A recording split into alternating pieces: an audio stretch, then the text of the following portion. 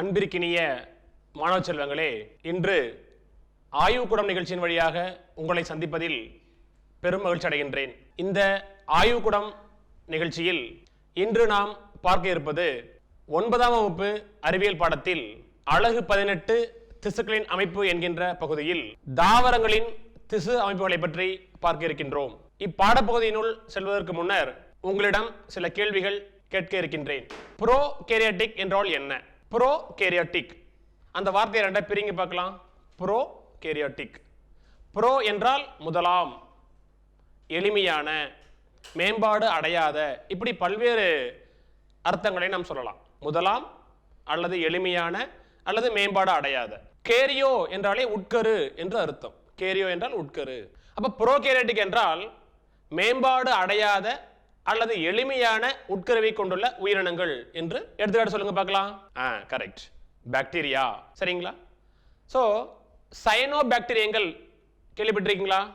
நீல பசும் பாசிகள். அப்போ பாக்டீரியங்களும் சயனோபாக்டீரியங்களும் ப்ரோகேரியாட்டிக் வகையான உயிரினங்கள். யூ என்றால் ட்ரூ, உண்மை. கேரியோ என்றால் உட்கரு. அப்போ உண்மையான உட்கருவை கொண்டுள்ள உயிரினங்கள் யூ கேரியாட்டிக் வகையான உயிரினங்கள் என்று அழைக்கப்படுகின்றன. அமீபா. அப்போ ஒரு செல்லாலான அமீபா யூகேரியாட்டிக் வகையான ஒரு செல். அது ஒரு செல். யூகேரியாட்டிக் வகையான பல செல் உயிரினங்கள் காணப்படுகின்றன. அப்ப ரெண்டுத்துக்கும் உள்ள வித்தியாசம் உங்களுக்கு தெரியணும். இப்ப அமீபாவில் பார்த்தீங்கன்னு சொன்னா ஒரு செல், அந்த ஒரு செல்லுக்குள்ளேயே அந்த செல்லுக்கு தேவையான அத்தனை வளர்ச்சிதை மாற்றங்களும் நடைபெறுது இல்லையா?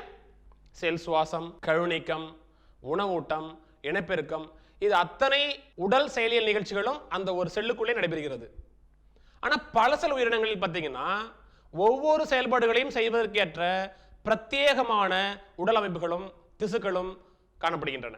விலங்குகளில் பார்த்தீங்கன்னு சொன்னா ஜைகோட் என்கின்ற ஒரு செல் மைட்டாசிஸ் செல் பகுப்பின் காரணமாக கருவா மாறுது. கருவானது திசுக்களாக மாறுது. திசுவானது திசு தொகுப்புகளாக மாறுது. திசு தொகுப்பானது உறுப்புகளை உருவாக்குது. உறுப்புகளாம் சேர்ந்து உறுப்பு மண்டலங்களை உருவாக்குது. உறுப்பு மண்டலங்கள் சேர்ந்து ஒரு முழு உடலை உருவாக்குகிறது.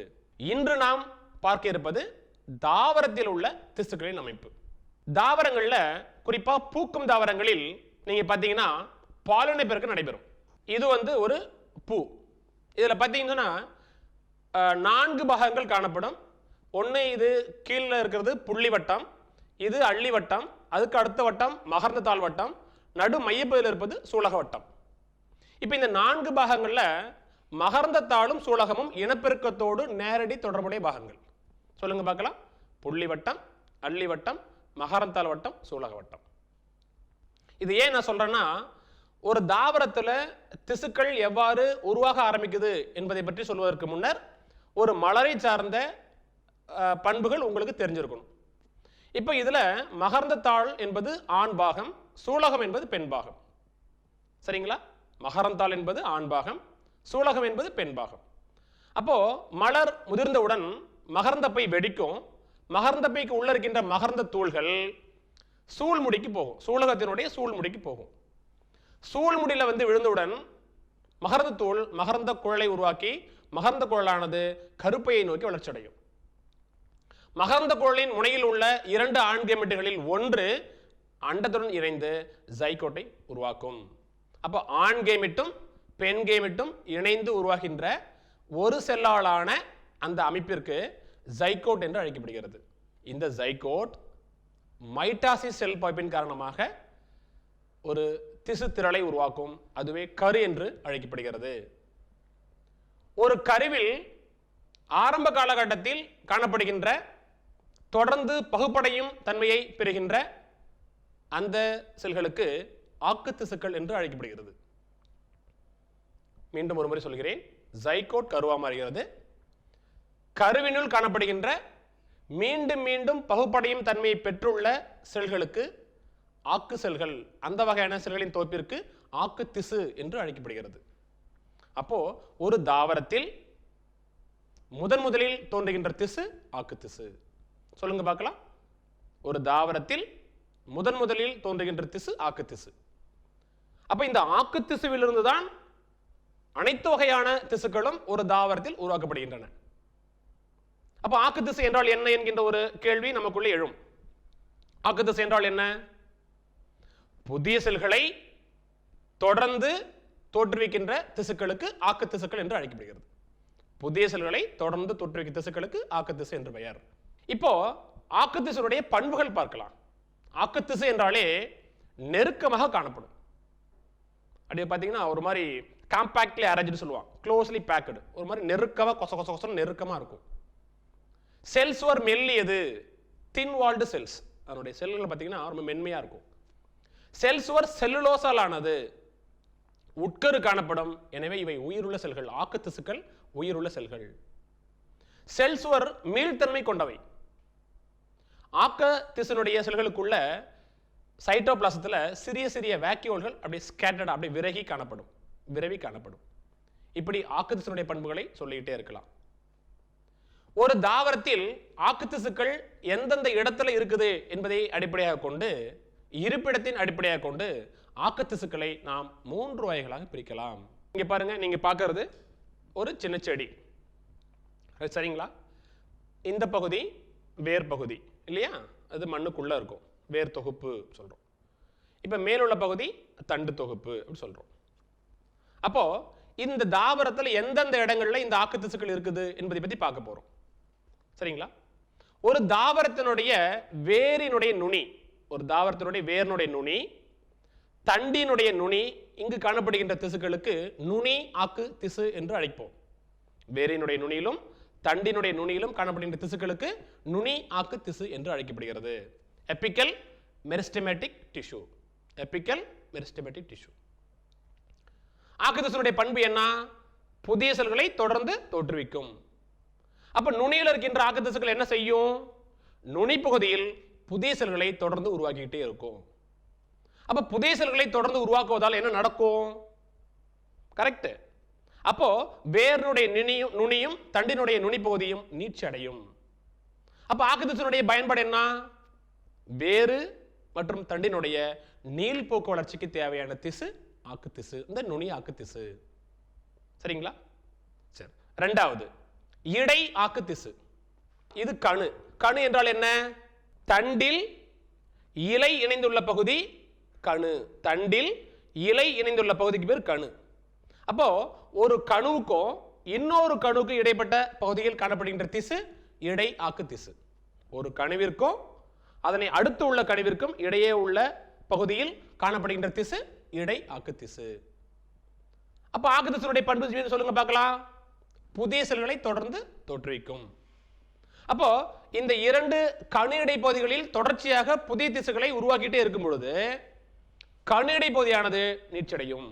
கணுக்களுக்கு இடையே காணப்படுவதனால் இதற்கு இடையாக்கு திசு என்று ஒரு பெயர். நிலைத்த திசுக்களுக்கு இடையே காணப்படுவதனாலும் இதற்கு நாம் இடையாக்கு திசு என்று கூறலாம். மாணவ செல்வங்களே, மூன்றாவதாக பக்க ஆக்கு திசு, லேட்ரல் மெரிஸ்டெமேட்டிக் டிஷ்யூ, பக்க ஆக்கு திசு. இது எங்க இருக்குன்னா தாவர தண்டினுடைய நீள் அச்சுக்கு இணையாக காணப்படும்.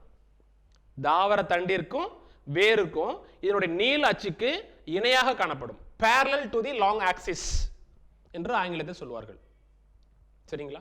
இப்ப இதனுடைய பயன் என்ன? நுனியாக்கு திசு வேரினுடைய நுனி தண்டினுடைய நுனியில் காணப்படும், அதனுடைய நீள்போக்கு வளர்ச்சிக்கு பயன்படுது. இடையாக்க திசு கணு மற்றும் கணு இடைப்பதினுடைய நீட்சிக்கு பயன்படுது. அப்ப பக்காக்கு திசு என்ன பண்ணும்? யோசிங்க பார்க்கலாம். கரெக்ட். அப்போ ஒரு தாவரத்தினுடைய சுற்றளவை, அதனுடைய பருமனை அதிகரிப்பதற்கு தேவையான திசு இந்த இடையாக்கு திசு, சரிங்களா? அப்போ ஒரு தாவரத்தினுடைய செகண்டரி டெவலப்மெண்ட், செகண்டரி growth, அதாவது 2ஆம் நிலை வளர்ச்சிக்கு தேவையான திசு இந்த பக்க ஆக்கு திசு. அன்பிற்கினிய மாணவ செல்வங்களே, அடுத்ததாக நாம் பார்க்க இருப்பது நிலைத்த திசுக்கள். ஆக்கு திசுவிலிருந்து தோன்றியதுதான் நிலைத்த திசுக்கள். ஆக்கு திசுவினால் உற்பத்தி செய்யப்பட்ட செல்களில் சில மீண்டும் மீண்டும் மீண்டும் பகுப்படையும் தன்மையை இழந்து அவை நிலைத்து விடுகின்றன. அந்த வகையான திசுக்கள் தான் பின்னாளில் நிலைத்த திசுக்களாக மாறுகின்றன, சரிங்களா? அதாவது ஆக்கு திசுக்கள் வேறுபாடு அடைதல், டிஃபரன்சியேஷன், வேறுபாடு அடைதல் என்கின்ற ஒரு நிகழ்வின் காரணமாக ஆக்கு திசுக்களானது நிலைத்த திசுக்களாக மாறுகின்றன. இந்த நிலைத்த திசுக்கள் 2 வகைகளாக பிரிக்கலாம். ஒன்று எளிய திசு, சிம்பிள் டிஷ்யூஸ் சொல்லுவாங்க. இரண்டாவது கூட்டு திசு. ஒன்று எளிய திசு, இரண்டாவது கூட்டு திசு. முதலில் எளிய திசுகளை பற்றி பார்ப்போம். எளிய திசுனா என்ன? மனசுக்குள்ளே கேட்டு பாருங்க பார்க்கலாம். ஏற்கனவே கேள்விப்பட்டிருக்கீங்களா, படிச்சிருக்கீங்களா? எளிய திசுக்கள் 8ஆம் வகுப்புல இது சார்ந்த திசுக்கள் சார்ந்த சிறு சிறு விஷயங்கள் நீங்க படிச்சிருப்பீங்க, ஆசிரியர்கள் சொல்லியிருப்பாங்க. எளிய திசுக்கள் அமைப்பிலும் செயலிலும் ஒத்த ஒரே வகையான திசுக்கள் எளிய திசுக்கள். மீண்டும் ஒரு முறை கூறுகிறேன், அமைப்பிலும் செயலிலும் ஒத்த ஒரே வகையான செல்கள். ஒரு செல் கிடையாது, ஒரே வகையான செல்கள். அந்த வார்த்தை நல்லா பார்த்துக்கணும். எளிய திசுக்கள் என்று எழுதும் பொழுது அமைப்பிலும் செயலிலும் ஒத்த ஒரே வகையான செல்கள். நிறைய பேர் எழுதும்போது என்ன பண்ணுவாங்கன்னா, அமைப்பிலும் செயலிலும் ஒத்த ஒரு செல்லால் ஆனதுன்னு எழுதிடுவாங்க. தப்பு. அமைப்பிலும் செயலிலும் ஒத்த ஒரே வகையான செல்கள் நம்ம எளிய திசுக்கள் என்று அழைக்கின்றோம். பொதுவாக எளிய திசுக்களை நாம் 3 வகைகளாக பிரிக்கலாம். ஒன்று பேரன்கைமா, கோலன் கைமா, ஸ்க்ளீரன் கைமா. எளிய திசுக்களை 3 வகைகளாக பிரிக்கலாம். ஒன்று இப்போ நான் சொன்னேனே, ரிப்பீட் பண்ணுங்க பார்க்கலாம். பேரன் கைமா, கோலன் கைமா, ஸ்க்ளீரன் கைமா. சரிங்களா? ஃபர்ஸ்ட் நம்ம பேரன்கைமா பற்றி பார்க்குறோம். பேரன்கைமாவுடைய பண்புகள் பார்க்குறோம். பேரன்கைமா என்று சொன்னாலே முதலில் ஞாபகத்தில் வருது செல் சுவர் மெல்லியது. செல் சுவர் மெல்லியது. நான் சொல்லிட்டே வாங்க பார்க்கலாம். பேரன்கைமாவுடைய பண்புகள்: செல் சுவர் மெல்லியது, செல்லுலோசால் ஆனது. செல் சுவர் மெல்லியது, செல்லுலோசால் ஆனது. உட்கரு உடையது, உயிர் உள்ளது. அடுத்த பாயிண்ட், உட்கரு உடையது, உயிர் உள்ளது. 3வது பாயிண்ட், இவை பல கோண வடிவங்களில் காணப்படும்.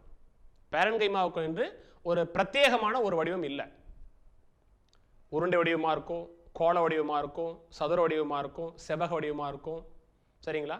எந்த ஒரு தாவரத்தினுடைய எந்தெந்த இடங்களில் அந்த செல்கள் இருக்கிறதோ அதற்கேற்றவாறு வடிவமானது சற்றே மாறுபட்டு காணப்படும். சரிங்களா? அப்போ செல் சுவர் மெல்லியது, செல்லுலோசலானது, உட்கரு உடையது, உயிர் உள்ளது. இவை பல கோண வடிவில் காணப்படும். 4வது பாயிண்ட், இவை திசுக்களின் முன்னோடி என்று அழைக்கின்றோம். பேரன்கைமாவை நாம் திசுக்களின் முன்னோடி என்று அழைக்கின்றோம். ஏன் தெரியுமா? ஒரு தாவரத்தினுடைய பெரும்பாலான பகுதிகளில் காணப்படுகின்ற திசு பேரன்கைமா. இலையில் இருக்கும், தண்டுல இருக்கும், வேர்ல இருக்கும். பேரன்கைமா திசு இல்லாத இடமே இருக்காது. எனவேதான் பேரன்கைமாவை நாம் திசுக்களின் முன்னோடி என்று அழைக்கின்றோம்.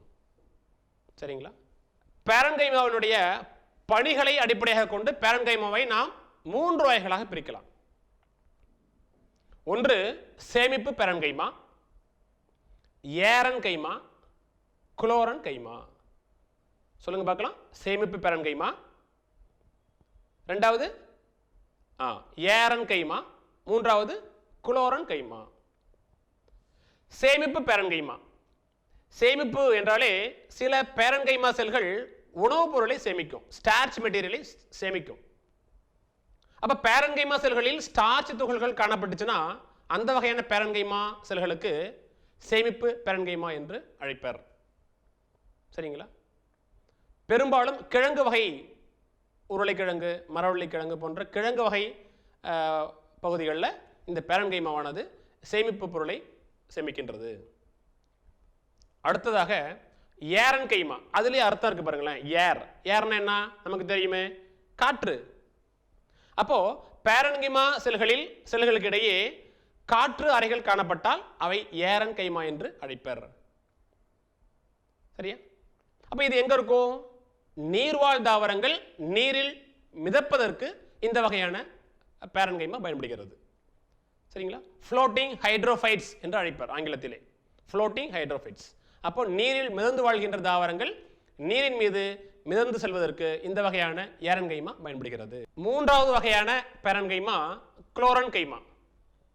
அது பிரிங்க பார்க்கலாம். குளோரோ அப்படின்னாவே குளோரோஃபில், பச்சையம் என்கின்ற வார்த்தையிலிருந்து வந்தது தான் குளோரன் கைமா.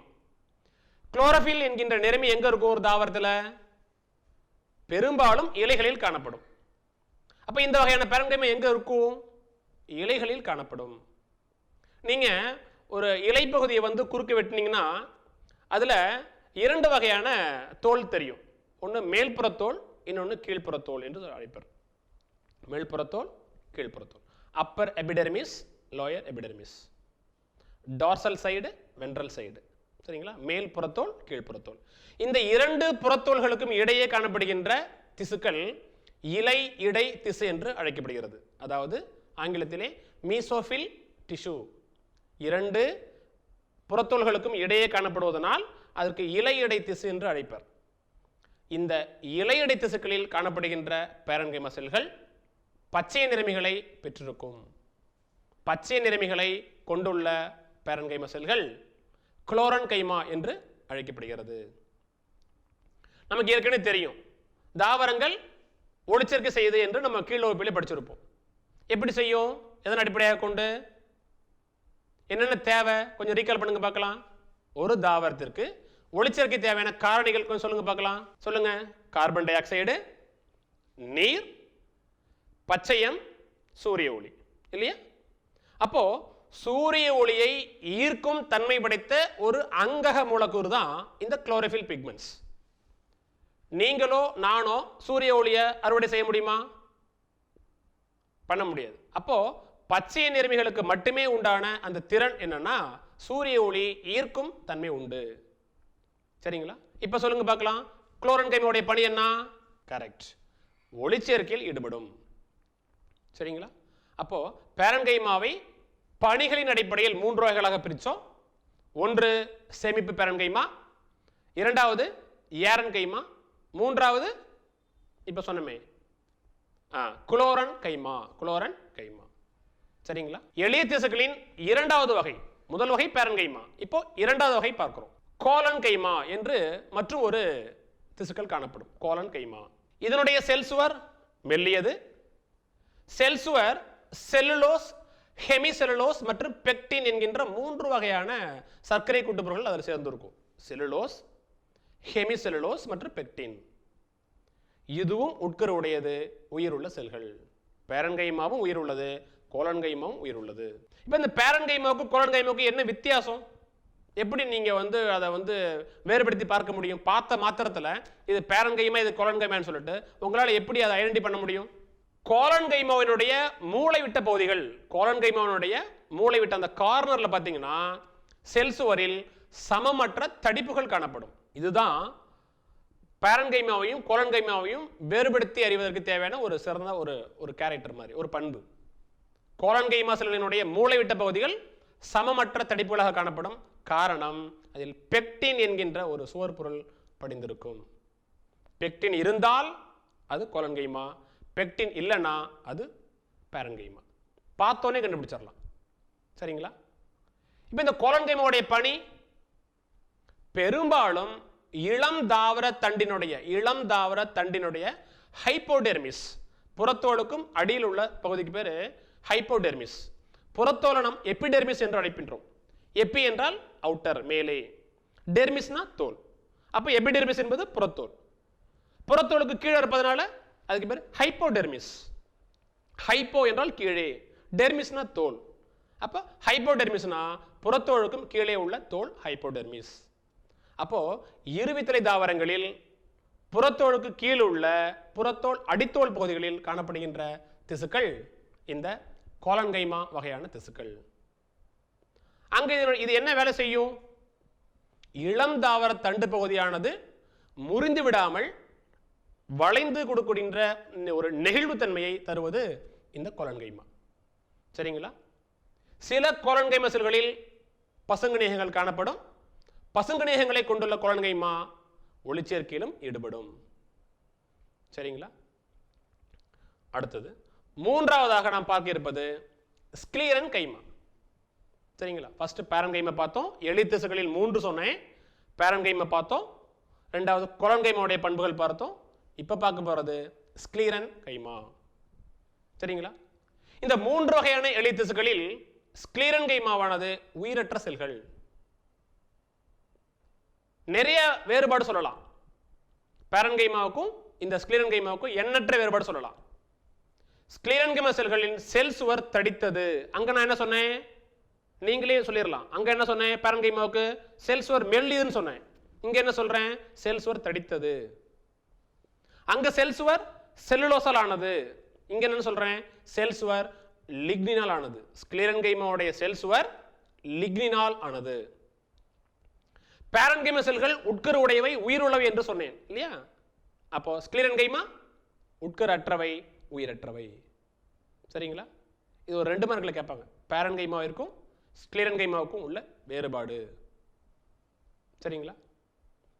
ஸ்க்ளீரன்கைமாவை நம்ம 2 வகையா பிரிக்கலாம். சரிங்களா? எப்படி பேரன்கைமாவை நம்ம வந்து பிரிச்சோம் இல்லையா? சேமிப்பு பேரன்கைமா, ஏரன்கைமா, குளோரன்கைமான்னு பிரிச்சோம் இல்லையா? அதே மாதிரி ஸ்க்ளீரன்கைமாவை நம்ம 2 வகையா பிரிக்கலாம். ஒன்னு ஸ்க்ளீரைடுகள், ரெண்டாவது நார்கள். சரிங்களா? ஃபர்ஸ்ட் ஸ்க்ளீரைடுகள் பார்ப்போம். இந்த ஸ்க்ளீரைடுகளுடைய செல் சுவர் தடித்தது. ஸ்க்ளீரன்கைமா வகையான செல்கள் என்றாலே செல் சுவர் தடித்தது. அப்ப ஸ்க்ளீரைடுகளும் அதனுடைய வகை தானே. அப்ப கண்டிப்பா எப்படி இருக்கும், செல் சுவர் தடித்தா இருக்கும். செல் சுவர் தடித்ததுனாலே உங்களுக்கு என்ன ஞாபகத்தில் வரணும், செல் சுவர் லிக்னினால் ஆனது. செல் சுவர் லிக்னினால் ஆனது.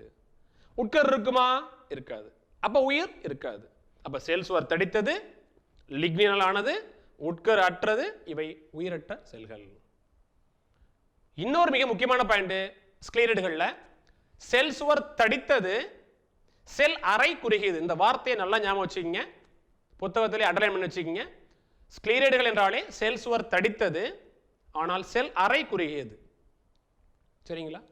செல் சுவரில் எளிய மற்றும் குழிகள் காணப்படும். செல் சுவரில் எளிய மற்றும் கிளைத்த குழிகள் காணப்படும். இந்த ஸ்க்ளீரைடுகள் ஒரு தாவரத்தில் எந்தெந்த இடத்துல இருக்கும் தெரியுமா? நம்ம பேரிக்காய் சாப்பிட்ருக்கீங்களா? பேரிக்காயை சாப்பிடும் பொழுது அதனுடைய தளத்திசு பகுதி ஒரு மாதிரி நொர நொரப்பா இருக்கும், பார்க்கறதுக்கு ஒரு மாதிரி இருக்கும், மணல் மாதிரி கிட்டத்தட்ட இருக்கும். ஸோ அப்போ அந்த தன்மையை தருவது தான் இந்த ஸ்க்ளீரைடுகள். பட்டாணியினுடைய புறத்தோல் உரை இருக்கு பார்த்தீங்களா? பட்டாணி தோலினுடைய வெளி உரை, அது பேரிக்காயினுடைய தளத்திசு, இது எல்லாமே உங்களுக்கு ஸ்க்ளீரைடுகள் தான். சரிங்களா? ஸ்க்ளீரன்கைமாவுடைய 2வது வகை நார்கள், ஃபைபர்ஸ் என்று அழைப்பர். ஃபைபர், நார்கள். அப்ப நார்களின் பண்புகள் என்ன சொல்லுங்க பார்க்கலாம். நார்கள் என்றாலே இவை நீளமானவை. சரிங்களா? கூர்மையான முனையுடையது. நார்கள் நீளமானவை, கூர்மையான முனையுடையது. இது ஸ்க்ளீரன்கைமாவுடைய ஒரு வகை தானே இல்லையா? அப்ப ஸ்க்ளீரன்கைமாவுடைய பண்புகள் இதுக்கு பொருந்தும் இல்லையா? அப்ப செல் சுவர் எப்படி இருக்கும் சொல்லுங்க பார்க்கலாம். செல் சுவர் தடித்தது. செல் சுவர் தடித்ததுன்னா என்ன சொல்லியிருக்கிறேன்? செல் சுவர் பொருள் என்ன இருக்கும் சொல்லுங்க பார்க்கலாம். லிக்னின். செல் சுவர் தடித்தது, லிக்னினால் ஆனது. இதுலயும் பார்த்தீங்கன்னா செல் அறை குறுகி காணப்படும். சரிங்களா? அப்ப இந்த நார்களுடைய பணி என்ன வேலை? தாவர தேவையான கூடுதல் ஆதாரத்தை கொடுக்கும். தாவரத்தினுடைய பாகங்கள் முறிந்து விடாமல் பாதுகாப்பதற்கு இந்த ஸ்க்ளீரன்கைமா செல்கள் பயன்படுகின்றன. எளித்திசு என்றால் என்ன? அமைப்பிலும் செயலிலும் ஒத்த ஒரே வகையான செல்கள் எளித்திசுக்கள். ஒரே வகையான செல்களின் தொகுப்பு எளித்திசுக்கள். எத்தனை வகைப்படும்? 3 வகைப்படும். இதுக்கு எத்தனை மார்க்? 2 மார்க். இப்ப 2 மார்க் உங்க பாக்கெட்ல இருக்கு. எளித்திசு என்றால் என்ன, அவை எத்தனை வகைப்படும்? அடுத்ததாக நாம் பார்க்க இருப்பது கூட்டுத்திசு. கூட்டுத்திசு என்றால் என்ன? அமைப்பில் வேறுபட்டும் செயலில் ஒன்றுபட்டும் காணப்படுகின்ற செல்களின் தொகுப்பு கூட்டுத்திசு. அமைப்பில் வேறுபட்டும் செயல்பாடுகளில், அதாவது பணியில் ஒன்று சேர்ந்து செய்கின்ற திசுகளின் தொகுப்பு கூட்டுத்திசு என்று அழைக்கின்றோம். இது 2 வகைப்படும். ஒன்று ஜைலம், 2 ஃப்ளோயம். அப்ப ஜைலமும் ஃப்ளோயம் தான் கூட்டுத்திசு என்று அழைக்கப்படுகிறது. முதல்ல ஜைலம் பற்றி பார்ப்போம். ஜைலம் என்பது, ஜைலம் அப்படின்னாவே ஜைலோஸ் என்கின்ற வார்த்தையிலிருந்து வந்தது தான் ஜைலம். ஜைலம்னா கட்டை என்று அர்த்தம். அப்ப ஜைலம் ஒரு கூட்டுத்திசு. ஜைலம் 4 வகையான செல்களால் ஆனது.